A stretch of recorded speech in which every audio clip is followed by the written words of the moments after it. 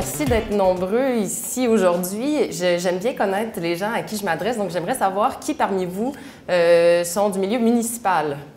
Levez la main. Est-ce qu'on a des promoteurs parmi nous, des promoteurs immobiliers? Des étudiants en aménagement ou en géographie, dans le domaine, d'autres étudiants? Et est-ce qu'on a simplement des citoyens engagés? Voilà. Et des urbanistes que je n'aurais pas nommés? Architectes, très bien. Donc, merci à vous d'être ici. Le 100 degrés me dit qu'ils aimaient bien les histoires personnelles, donc je voulais vous faire part que mon expérience de la marche et de la proximité a commencé à Jonquière quand je suis venue étudier au Cégep de Jonquière en arts et technologies des médias, il y a de cela un moment. Et c'était la première fois que j'habitais proche de toutes mes activités, de mon école, de l'épicerie, des bars. Bien sûr. Et donc, non, je n'y allais jamais. Donc, j'habitais à 10 minutes de mes études et chaque jour, je traversais cet environnement qui est localisé entre la Saint-Dominique, la rue principale et le Cégep. Et en fait, c'est à partir de là que je me suis mis à m'intéresser à mon environnement urbain parce que chaque jour, j'imaginais qu'est-ce que cette friche pourrait devenir ou pourrait être. Et c'est à partir de ce jour-là que je me suis mis à porter les lunettes de l'urbaniste, je crois, même si j'allais étudier bien plus tard en aménagement du territoire, et à voir tout le potentiel dont regorgent nos milieux de vie existants. Et vous pouvez imaginer qu'ici, je le traversais l'hiver, le soir, sans beaucoup d'éclairage. Donc, il y avait énormément de potentiel dans cet environnement traversé par énormément d'étudiants. Donc, si aujourd'hui j'ai un seul objectif, ce serait que vous sortiez d'ici avec vos lunettes d'urbaniste et que vous voyez tout le potentiel de transformation, de requalification, de revitalisation des milieux bâtis déjà existants, notamment à proximité de vos activités quotidiennes.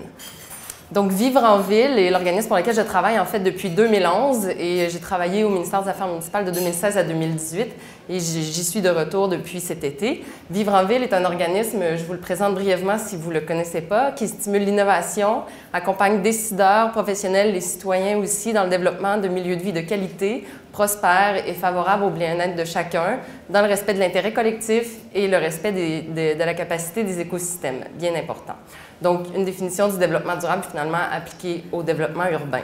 On a 3 adresses, Québec, Montréal, Gatineau. Je travaille depuis Québec, mais ça donne que ces temps-ci, je viens souvent au Saguenay, puisqu'il y avait le congrès de l'Ordre des urbanistes il y a à peine 2 semaines. Nous sommes une équipe d'environ 26 personnes composée de plusieurs compétences. Donc, on travaille autant à l'échelle du bâtiment que de l'aménagement du territoire. On travaille sur les transports actifs, l'urbanisme. On a un fort volet agriculture urbaine aussi. Donc, de nombreuses compétences qu'on allie pour des milieux de vie de qualité. Je coordonne le projet Oui dans ma cour, vous pouvez visiter également le site internet ouidansmacour.québec, dont l'objectif est d'accélérer l'adoption d'un mode de développement urbain économe en carbone et résilient. Donc, qu'est-ce que c'est? On va en parler un peu plus tard, mais on le sait, le nerf de la guerre aujourd'hui, c'est la transformation de nos milieux de vie existants et de reconstruire la ville sur elle-même, puisqu'on cherche à diminuer les distances pour être en mesure d'utiliser une diversité de modes de transport. Et ce mode de développement urbain-là se bute à certains freins que nos municipalités rencontrent, que les citoyens rencontrent, que les promoteurs rencontrent. Et Vivre en ville s'intéresse à ces freins-là et comment accélérer ce mode de développement urbain-là dans le contexte, vous le savez, le contexte de la crise climatique. Mais tout ça, au final, on ne fait pas ça seulement pour le climat, on fait ça aussi pour améliorer nos milieux de vie. Donc, on cherche, au final, à avoir des villes agréables, dynamiques, responsables, économes, sécuritaires. Aujourd'hui, je vais davantage vous parler aussi de l'enjeu de la santé, évidemment, parce qu'on se trouve dans le cadre des conférences 100 degrés. Donc, je souligne que notre principal partenaire financier dans le cadre du projet Oui dans ma cour est le Fonds vert du gouvernement du Québec. Donc, commençons dès maintenant. Pourquoi reconstruire les villes et les villages sur eux-mêmes? C'est une expression que vous avez peut-être déjà entendu parler. Vivre en ville a beaucoup travaillé sur la question et a publié un catalogue de ce qu'on pouvait faire pour reconstruire les villes et les villages sur eux-mêmes avec la publication Croître sans s'étaler. Et ça s'applique à l'ensemble des municipalités du Québec. On le sait, nos territoires se sont étalés énormément. Et Saguenay ne fait pas exception. Donc, en 1977 et 2001, il y a eu une expansion du territoire urbanisé de 38 % et les gens de la municipalité pourront me reprendre si les chiffres ne sont pas les bons. Plus de la moitié, en fait, a été pour du résidentiel. Donc, près de 22 % de territoire de plus. Et on pourrait se dire, bien, c'est normal, on accueille plus de gens. Néanmoins, l'augmentation de la population entre ces années-là est de 2 %. Donc, on peut se poser la question, quel modèle de développement avons-nous mis de l'avant? Et ce mode de développement-là, et là je parle de Saguenay parce que je suis à Saguenay, mais c'est la même réalité pour l'ensemble des municipalités du Québec, ça pose toutes sortes de questions sur la protection du territoire agricole et des sols productifs, la protection des milieux naturels et notamment le maintien des services écologiques, notamment quand on parle d'inondation versus l'imperméabilisation des sols, mais aussi les coûts des infrastructures et leur capacité. Par exemple, si on construire de l'autre côté du pont, mais à un moment donné, le pont, il ne suffit plus. Moi, je viens de Québec. Il y a une étude qui est sortie récemment du professeur David Gordon et collaborateurs en 2018 qui a évalué les différents tissus urbains des régions métropolitaines de recensement de l'ensemble du Canada, dont Saguenay, et qui a découvert que la croissance de la population, en fait, se fait à 100 % à Saguenay entre 2006 et 2016, dans les banlieues où l'automobile domine et dans les secteurs périurbains. On se console en se comparant, c'est la même chose à Trois-Rivières, à Sherbrooke, à Québec aussi, puis à Montréal un peu moins. Mais tout de même, c'est des chiffres qui nous questionnent quand on s'intéresse à changer changer de direction, finalement, en lien avec la crise climatique, mais également en lien avec nos modes de vie. On a des modes de vie de plus en plus sédentaires et c'est la seule statistique que j'ai aujourd'hui sur la santé, mais je crois que si vous êtes un abonné des conférences 100 degrés, il y a énormément de conférences aussi en ligne sur le lien entre l'aménagement et la santé, mais bon, donc une donnée, dans les secteurs où plus de 95 % des gens vont en voiture au travail, 54 % de la population affiche un excès de poids, et vous le savez, l'excès de poids est lié à toutes sortes de maladies, notamment cardiovasculaires. C'est important de faire des milieux de vie où on peut marcher. Qu'est-ce qui compromet la marche dans votre quotidien? Je parle de la marche, mais aussi du vélo, évidemment. Il y a 3 grandes catégories de caractéristiques qui font que notre environnement bâti sera ou ne sera pas favorable à notre santé. En fait, qu'est-ce qui fait qu'on choisit un mode de transport ou non? C'est plutôt ça. Donc, les caractéristiques des ménages et des individus, vous avez des contraintes et des préférences, mais aussi l'accessibilité aux activités et les conditions de déplacement. Et c'est là où les municipalités peuvent agir.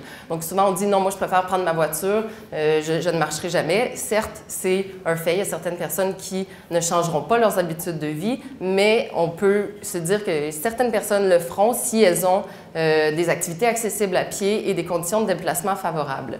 Je ne vous parlerai pas aujourd'hui des conditions de déplacement, mais tout de même, un petit mot pour vous dire que ça se passe dans vos milieux. Je vous ai dressé un portrait relativement sombre de l'étalement, mais tout de même, il y a des initiatives qui se prennent, il ne faut pas les négliger. Donc, à des interventions stratégiques, on est ici la rue Victoria à la baie, où vous avez un avant, puis un après.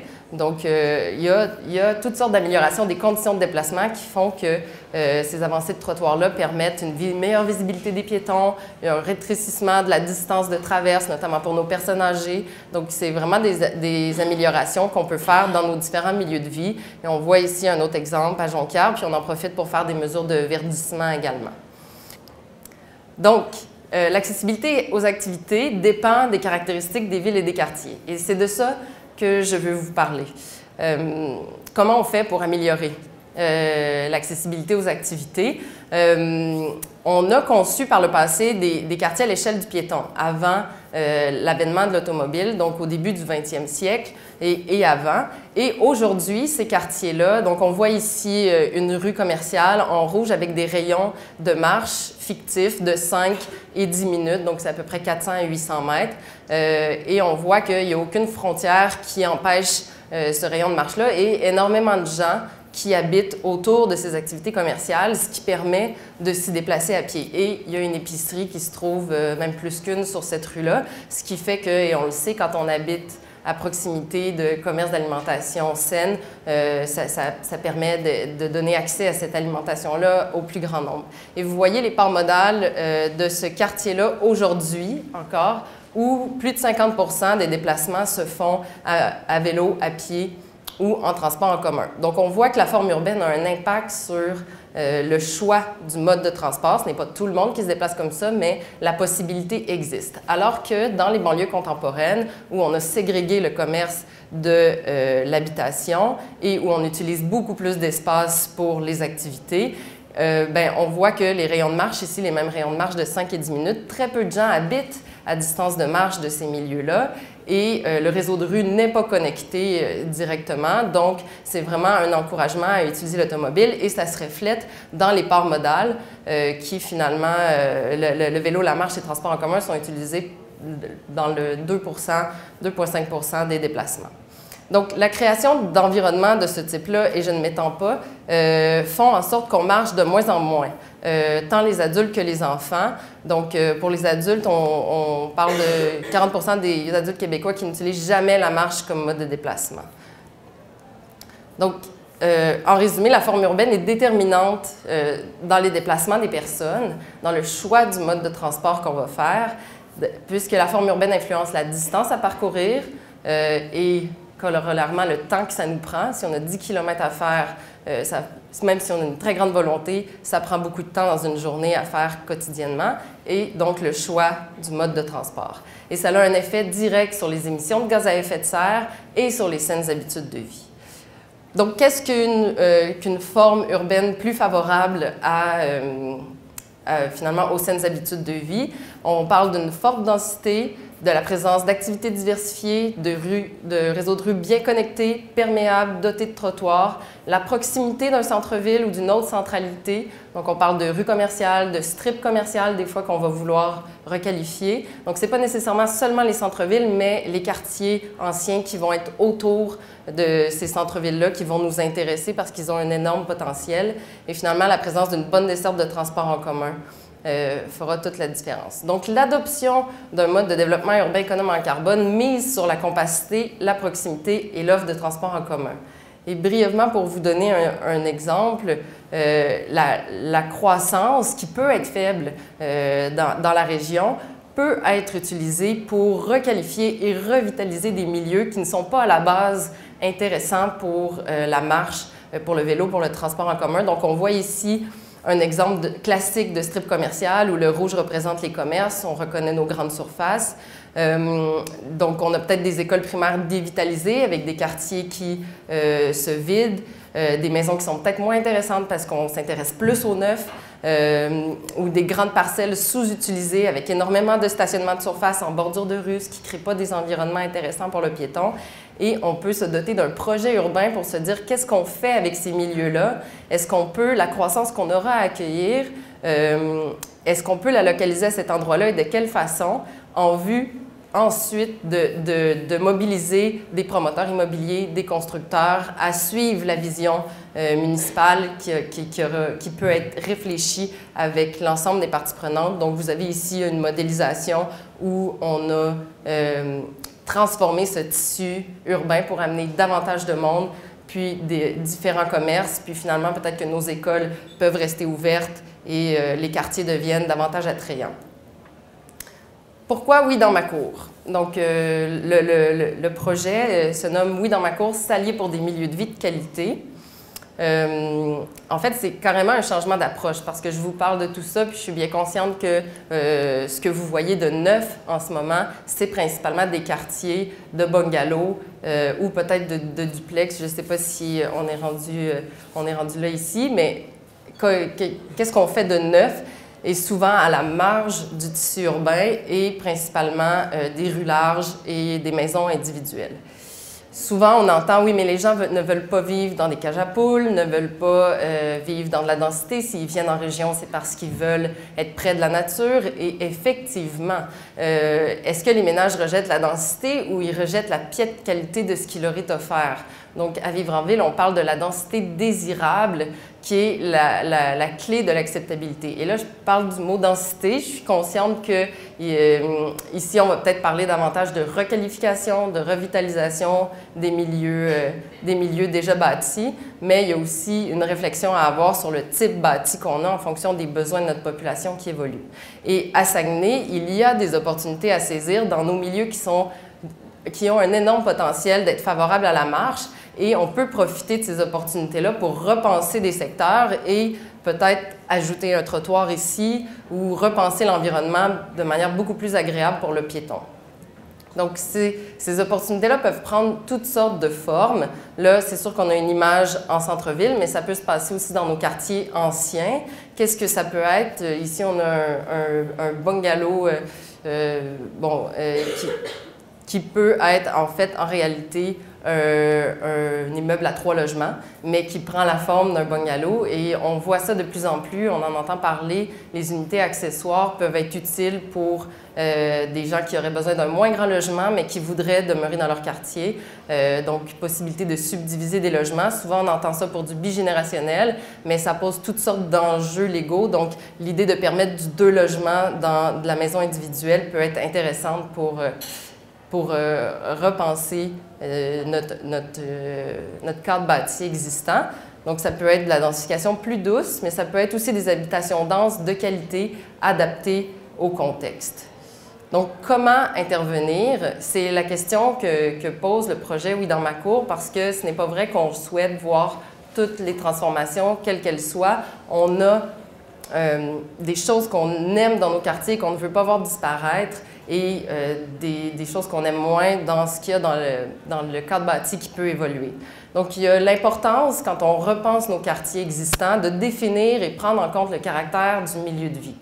Donc, j'ai pris ici une image de rue commerciale, mais ça peut être aussi les quartiers anciens, souvent avec des arbres très intéressants. On ne veut pas perdre un certain attrait de ces quartiers-là. Donc, toute l'importance de d'abord se dire qu'est-ce que j'aime dans mon milieu, qu'est-ce que je veux maintenir et qu'est-ce que j'aime moins, comment je pourrais gagner au change dans la transformation de mon milieu de vie. Donc, toute l'importance aussi d'impliquer les citoyens dans cette démarche-là, et c'est tout le propos du projet Oui dans ma cour qui actuellement cherche à accompagner 6 collectivités. Et quand on met en œuvre un projet, on travaille à la fois avec la municipalité, les citoyens et les promoteurs à réfléchir ensemble au devenir de certains secteurs. Donc, ça peut prendre la forme de marches exploratoires, d'ateliers, de charrettes, mais l'importance de mettre à contribution les citoyens pour faire sortir les enjeux, les préoccupations de tous. Et l'importance de planifier, parce qu'on le sait, la transformation de nos milieux de vie peut représenter certains enjeux parfois de perception, mais enjeux aussi de phasage, de cohabitation. On a un exemple extrême ici, mais donc l'importance de planifier et de s'accorder ensemble pour se donner une vision vers où on souhaite aller. Donc, une densité planifiée, c'est la clé de l'acceptabilité. Densité, mais encore une fois, je parlerai davantage de transformation, revitalisation de vos milieux. Donc, de se pencher ensemble en se demandant à quoi devrait ressembler la ville de demain, quelles sont nos aspirations, quelles sont nos intentions. Et à partir de là, se doter d'un plan d'ensemble. Et là, on a une modélisation ici qui a été faite, certes à Montréal, mais Vivre en ville travaille également avec des petits villages ruraux qui, contraints de ne plus pouvoir agrandir leur périmètre urbain, doivent se retourner vers l'intérieur. Donc, c'est souvent sous la contrainte que finalement, on se dit « Ah, peut-être qu'il y a du potentiel à l'intérieur même de mon périmètre urbain. C'est dommage qu'on doive attendre d'être sous la contrainte, alors même que nos milieux bénéficieraient d'une revitalisation dans tous les cas. » Mais dans ce cas-ci, Saint-Élyséard, par exemple, et plusieurs villages de la Nouvelle-Beauce ont travaillé avec Vivre en ville pour repenser et saisir l'opportunité, en fait, de voir la contrainte comme une opportunité de repenser leur milieu. Donc, il y a eu tout un travail d'identification des potentiels, des parcelles vacantes sous-utilisées à l'intérieur de ce noyau villageois-là. Et à partir de là, on a réfléchi à un projet urbanistique pour révéler les potentiels du secteur, puis éventuellement se doter d'une réglementation en conséquence. Donc, je passe rapidement sur cet exemple-là, mais il y a un article justement de 100 degrés qui parle amplement de cette expérience-là. Et je voulais on aime bien montrer Saint-Élyséard parce que souvent on se fait dire, ben non, c'est juste Montréal. Non, je pense que chaque milieu gagne à requalifier et accueillir plus de gens dans leur centralité. Une densité désirable. Donc, je vous disais, c'est la clé de l'acceptabilité. Ça passe par quoi? Puis, dans le projet Oui dans ma cour, on cherche à s'adresser beaucoup aux citoyens pour qu'ils soient en mesure de faire des demandes, en fait, à la municipalité parce que des fois, on se retrouve plus dans une position de « j'ai peur du changement, je pense que ce ne sera pas à mon avantage ». Puis en fait, c'est de se mettre en action puis de se dire « je peux gagner au change avec la transformation de mon milieu de vie ». Donc, qu'est-ce qu'on peut gagner au change avec la transformation? Notamment la mise en valeur des espaces verts. Donc, on voit ici un exemple où les maisons, les nouvelles maisons, certes denses, font face à un parc plutôt qu'à une rue. Donc, c'est une immense qualité de vie pour les nouveaux résidents, mais également les anciens qui bénéficient de cet espace plutôt que de le construire. Il y a aussi l'utilisation de l'espace de la rue qui peut être utilisé pour verdir. Quand on parle de densité, transformation du tissu urbain, des fois on va penser seulement au bâtiment, mais toute l'importance d'aménager nos rues avec le verdissement notamment. Et aussi l'accès à une cour extérieure. Quand on parle des habitations de qualité, je vous ai montré une photo tout à l'heure où on avait des habitations denses avec seulement du stationnement à l'arrière. Pourtant, on le sait, ce que les gens recherchent avec la maison individuelle, c'est notamment l'accès à une cour, l'accès à un terrain. Donc, quand on repense, quand on transforme nos milieux déjà bâtis, parfois déjà denses, de donner accès à une cour, ça fait toute une différence. On parle aussi d'améliorer les espaces sous-utilisés. Et puis, ça peut être des projets qui sont déclencheurs d'une transformation. C'est des projets parfois peu coûteux qui mobilisent la communauté autour d'un espace. Qu'est-ce qu'on veut pour cet espace-là? Donc, le réaménagement d'espaces ouverts, sans vocation, des fois, peut être un catalyseur pour la suite de la discussion. Favoriser des habitations denses de qualité également, c'est pour nos personnes âgées. Souvent, ce qu'on va voir, c'est des implantations assez massives. Il y a possibilité de faire ça autrement. Et on a l'exemple ici du manoir Saint-Bruno où, après un travail de repenser le projet à partir d'une réaction citoyenne, il y a une place publique qui a été proposée qui donne sur une rue fréquentée avec des commerces au rez-de-chaussée. Vous voyez le faible gabarit du bâtiment par rapport à d'autres résidences pour personnes âgées, donc du 3 étages en bordure de rue, une échelle humaine. Néanmoins, quand on se déplace vers votre gauche, on se retrouve devant l'entrée charretière où là, on voit qu'en cœur d'îlot, on est venu monter davantage le bâtiment, mais ça ne se fait pas à l'échelle de la rue, donc on conserve une échelle humaine dans ce projet-là. Favoriser une échelle humaine, ce n'est pas seulement la hauteur des bâtiments, c'est aussi au niveau du rez-de-chaussée d'avoir des façades actives, des commerces, et on voit ici qu'il y a un recul des étages supérieurs par rapport à la rue, donc la possibilité de créer des environnements favorables à la marche, agréables, même si on va en hauteur un peu plus parfois. Favoriser des habitations denses, c'est aussi s'assurer qu'ils soient bien localisés. Dans beaucoup de villes du Québec, on a compris que c'est rentable de faire de la densité, mais trop souvent, ce qu'on voit, c'est que ce sont les quartiers à la frange, les nouveaux quartiers qui vont être plus denses, alors que l'intérêt de la densité, c'est aussi de les avoir à proximité du transport en commun, de réduire les besoins en stationnement et d'avoir tous les avantages de la densité, de la compacité que sont la proximité au commerce et aux activités. Donc ici, une friche qui a été réutilisée. Le bâtiment est sans stationnement, à ma connaissance, avec des commerces au rez-de-chaussée. Et voilà. On parle aussi de favoriser la réutilisation de l'existant. Donc ici, on a une ancienne église qui a été réutilisée en bâtiment public. Donc, quand on construit des bâtiments, quand on a un besoin d'équipement public, c'est intéressant de se pencher sur la requalification de certains bâtiments également. Et les habitations denses bien localisées permettent de réduire la place du stationnement, réduire les besoins en stationnement. Donc, dans ce projet-ci, le stationnement est en souterrain. On a seulement un stationnement par par logement, ce qui a permis d'avoir des balcons qui donnent non pas sur un stationnement asphalté avec des voitures, mais bien sur une cour verdie.